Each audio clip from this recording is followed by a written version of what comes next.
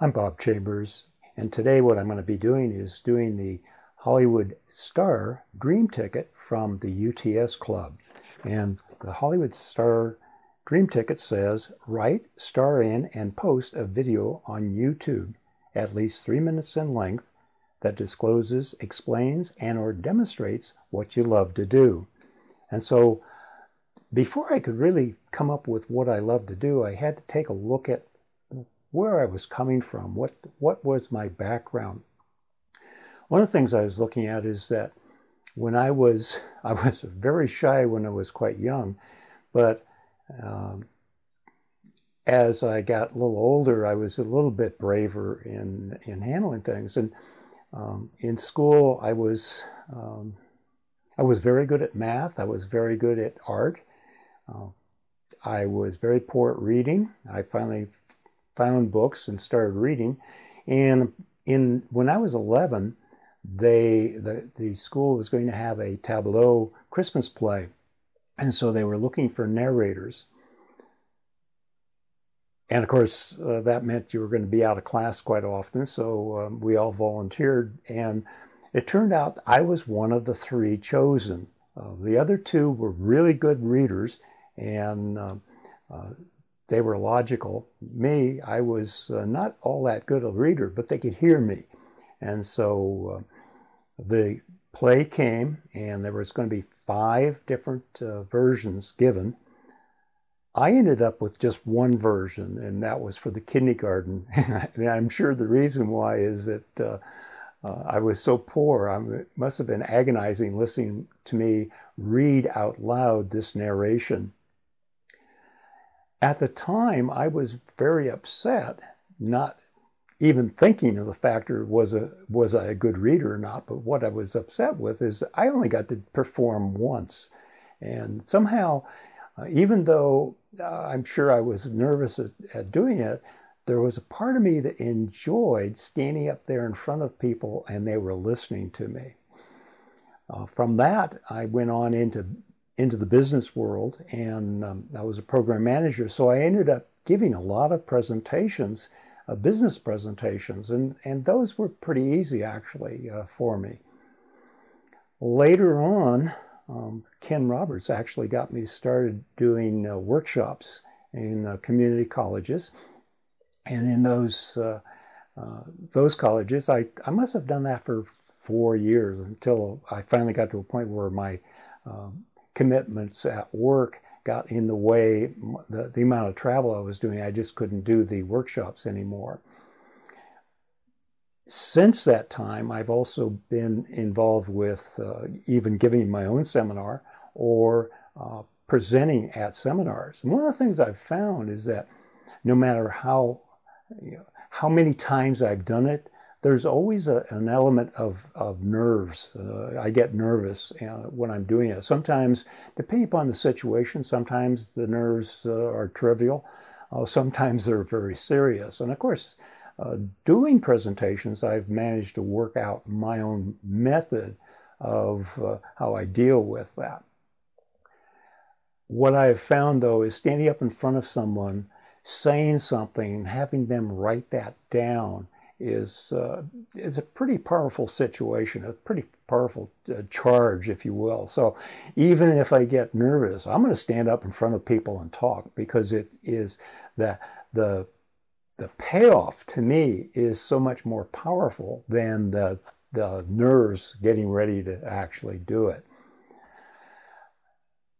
Another area that I was looking at is that in my family, my cousins would get new games, and my aunt would always say, well, wait till Bob comes and he'll show you how to play the game. So I would come and read the instructions and actually teach my cousins how to play the game.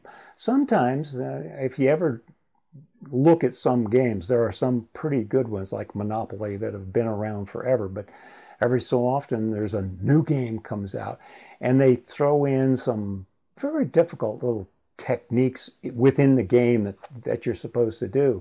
What I would do is look at the game, come up with a better way of playing the game, And that was what I would teach my cousins. And we always played it the way I taught them. So that was another thing that I had to take a look at in who I was. Then when I had a family, I was actually, just the other night, I was talking to my son and telling him about what I was doing here.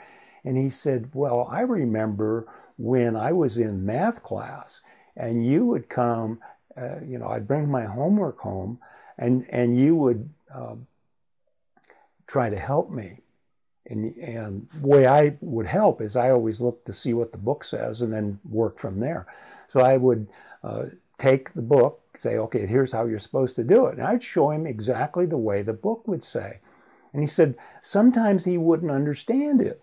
And so I would step back and, just like with my cousins, come up with a different way.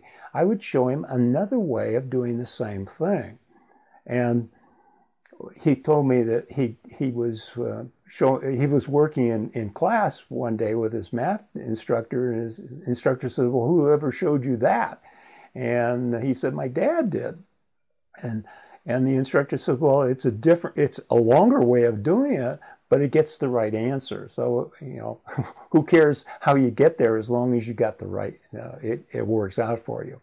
And so since then, I have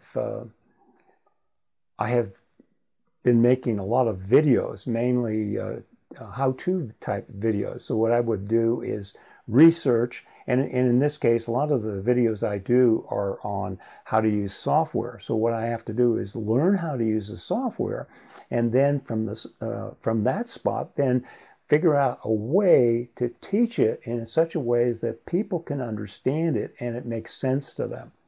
And so I've been doing that for quite a while, and I have hundreds of how-to software and how-to other thing type videos that I've used and actually created. One of the things that I have, because I have been online on the internet, and I do have customers that have gone through my video trainings, one of the things I found out is that most of my customers are over 40. I would say majority of them are probably in the 50 to 60 age limit. I had one that had to be in his 80s because he actually was a pilot during the Battle of Britain during World War II. So he was probably in his upper 80s too. So what I found is that my customers are in that bracket, which happens to be the fastest growing group of people on the internet. Actually, it's 60 and up is the fastest growing, which is the baby boomers, which makes a lot of sense. Of the customers I had, about 80% of them were men and 20% were women. And so I believe when I was getting, because I was teaching how to make videos, what I was getting was that these were men that wanted to, and some women, who wanted to start their own business online. And of course, video is pretty powerful. So the bottom line is, when I put this all together, what is it I love to do? One is I like to talk to people. I'm reluctant to pick up the phone and call, but when I'm talking to people on the phone, I talk forever. The other element is that I like to help people. And so that's a big thing for me. I like to help people. In the neighborhood, I'm still known as the person who, if you have a problem with your computer or something like that, call Bob. He'll come and see if he can fix it for you.